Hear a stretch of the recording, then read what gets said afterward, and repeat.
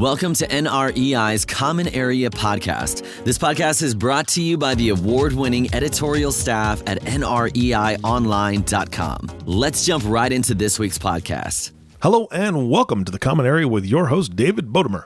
Let's dive into this week's stories. Hello, David. How are you?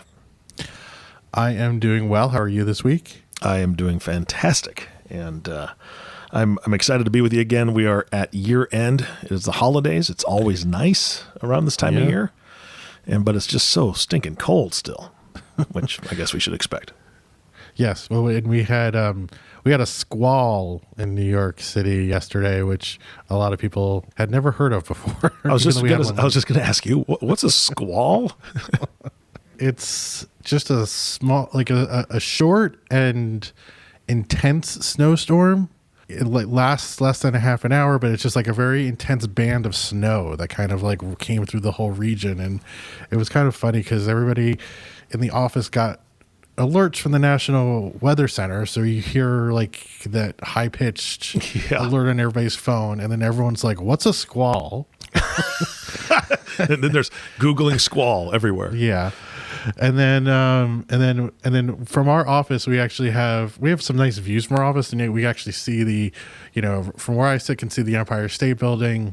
Nice. Which is a few blocks away. And then as, we got this alert about a half hour before the squall comes in, and then you just see the sky go from fairly, it seemed fairly clear, very rapidly turned gray. Then suddenly we couldn't even see the Empire State Building. And then it was snowing really hard for about, 20 or 30 minutes. And then it just passed right through and got kind of clear again. So I guess these alerts, they're not sure what it is. Everyone's on Google, and you look on Twitter, and all the people you follow in New York City are tweeting about the squall for, a good hour. Yeah, Chicken Little's running around. The sky is squalling. The sky is squalling. Yeah. Got it. I understand. Yeah, so that was our highlight. Well, I would love to see a squall at about 6 a.m. Christmas morning. Just come in for 30 minutes, dump a ton of snow, let it be there all Christmas Day, and then by the next day, I'd like to see it go up to 75 and just melt everything away, and then be sunny. just me. I don't know. Yeah, probably not going to happen. Probably not going to happen. Yeah, wishful thinking. Santa, you've got my list. That's the only thing on it. Just give me a squall and then 75-degree weather. All right, so what are we doing today? I know that we're not actually going to be covering like news stories this week. We're doing some sort of recap, right? Yeah, so this is highlights from the year that was in commercial real estate. Now, nice. There's obviously far more we could possibly talk about, but we don't want to be here for hours. I don't think that's the goal. Mm-hmm. So, but what we do every year here at NREI is we do a little package at the end of every year that goes through the top stories for the industry. We recap our research. We highlight some of the most fun and engaging galleries we did during the course of the year. We post all that stuff, right around between Christmas and New Year's. And so what I wanted to talk a bit about today was just give a little bit of a taste for that and talk about a couple of in our gallery that we do. We'll have like the top 10 stories for the year. I just thought we'd maybe talk about a couple here today that things that we really felt talking among the other editors on staff about what we thought were the big stories for the industry in 2019. All right, let's do it. One of those, which we think we got to chronicle bits and pieces of it during previous episodes, is just the utter implosion of WeWork. I mean, that was just something, and I think it's just kind of stark sitting here today, I think, versus when we were going through it, and just how spectacularly and fully that it imploded. It's just, yeah.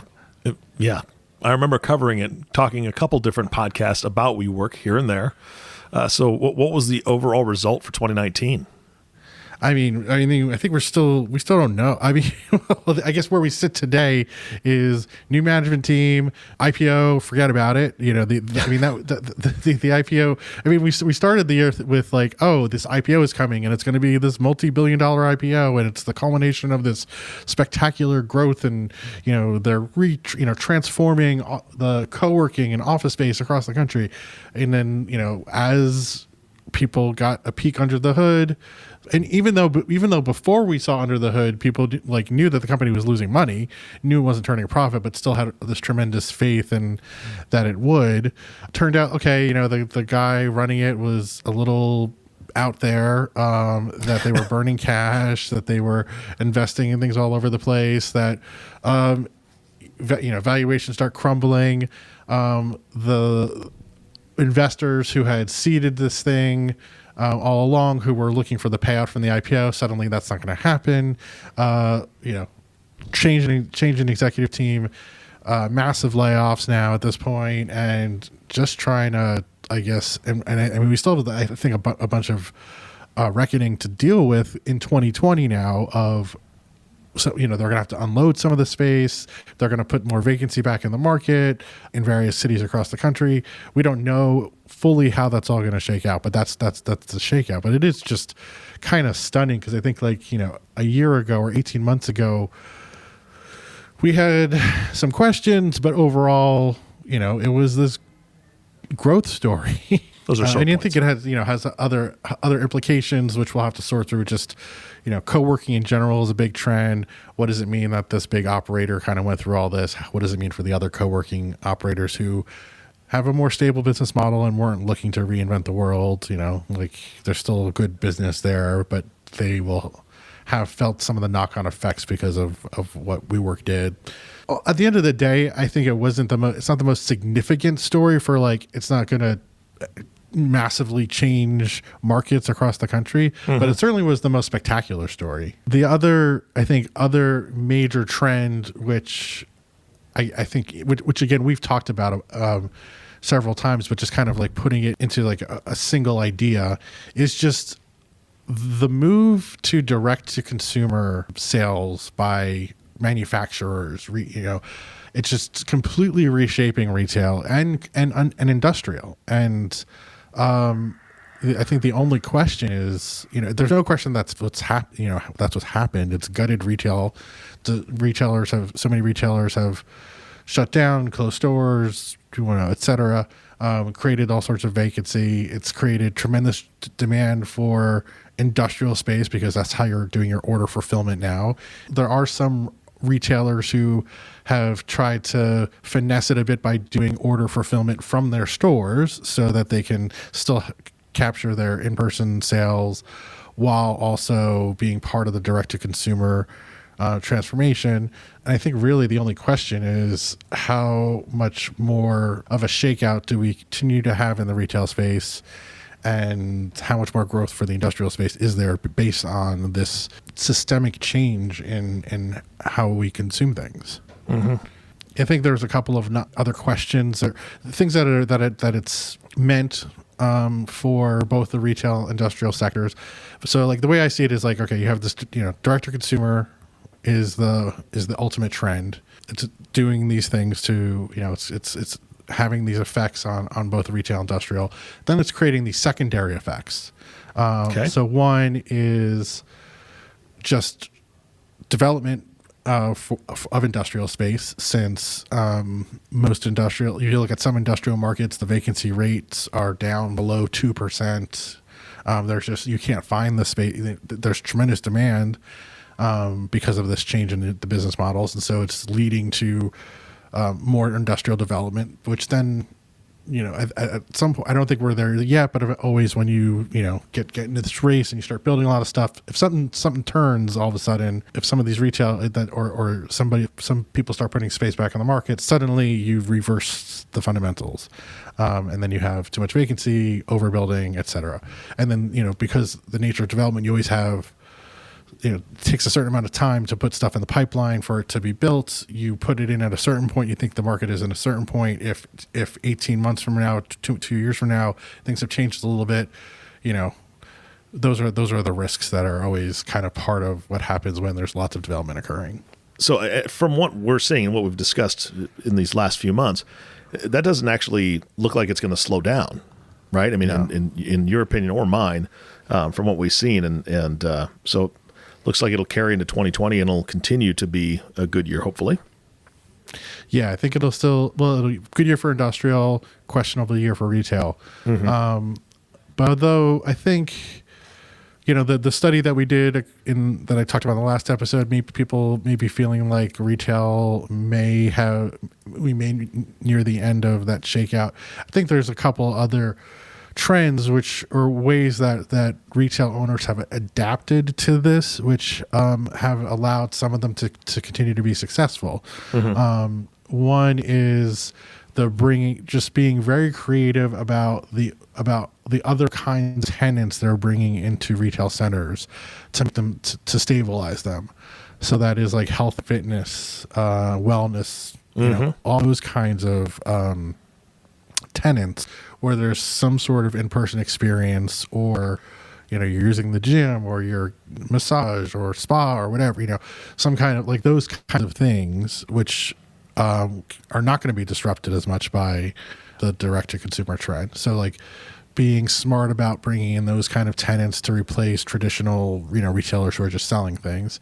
And then the continued evolution of the food offerings at centers, both in terms of big malls, seeing the traditional food court give way to food halls, more with more curated and higher end food options, and not just the traditional fast food stuff. And then also with the rise of delivery, when you've got certain restaurants or food retailers being able to kind of do both very well, so that they can both have be a draw for people, but then also be able to serve the DoorDashes and all the other delivery services that people are using to order food now.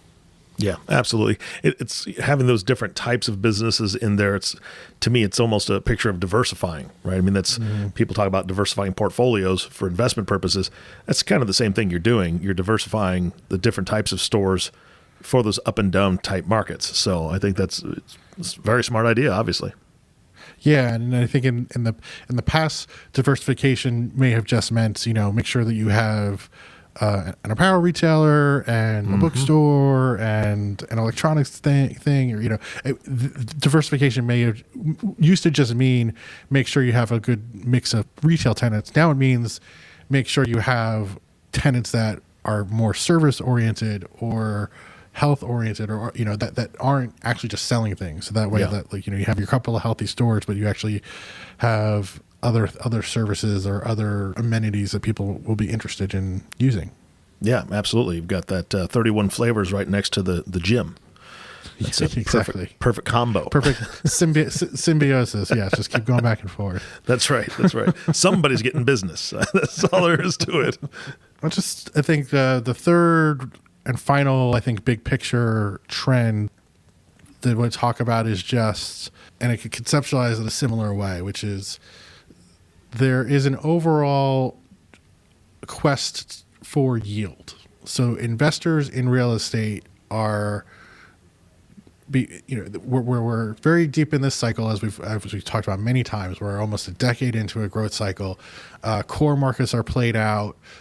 Core real estate, stabilized real estate is insane. It's very expensive, and you're competing against a lot of buyers. So if you want to find yields on your, if you're trying to achieve a certain yield on your real estate investments, we've seen just a tremendous amount of creativity among investors to be able to try to get that, and what that has meant concretely is more and more activity outside of the core U.S. markets and investment in secondary and tertiary markets.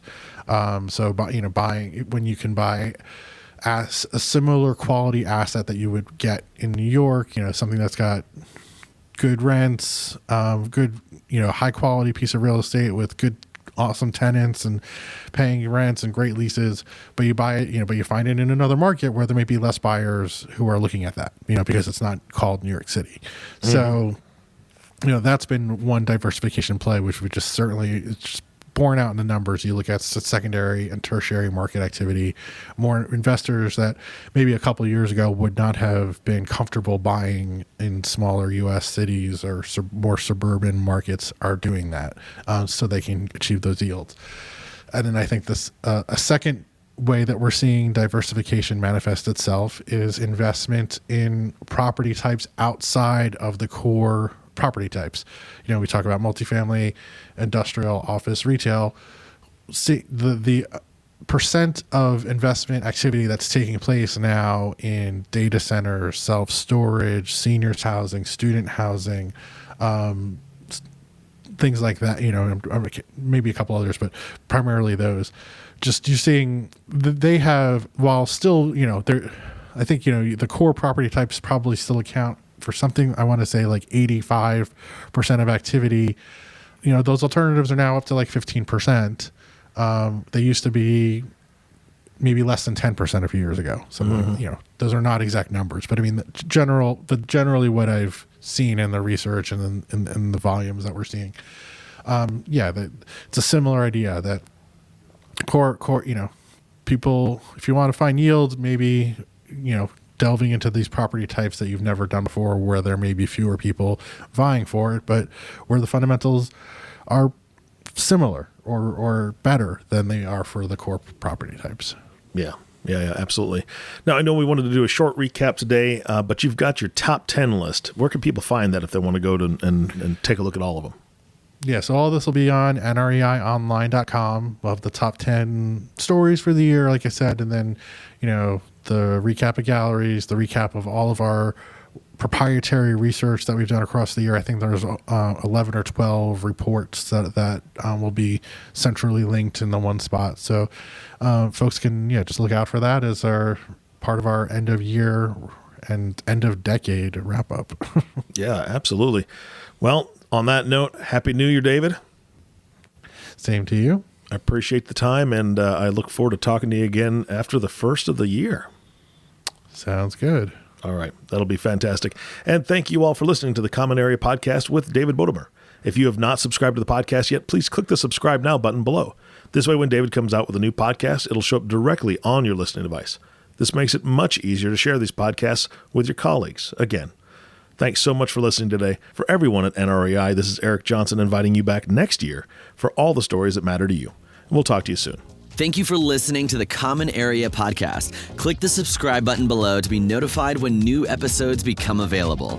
The information covered and posted represents the views and opinions of the guests and does not necessarily represent the views or opinions of NREI or Informa. The content has been made available for information and educational purposes only.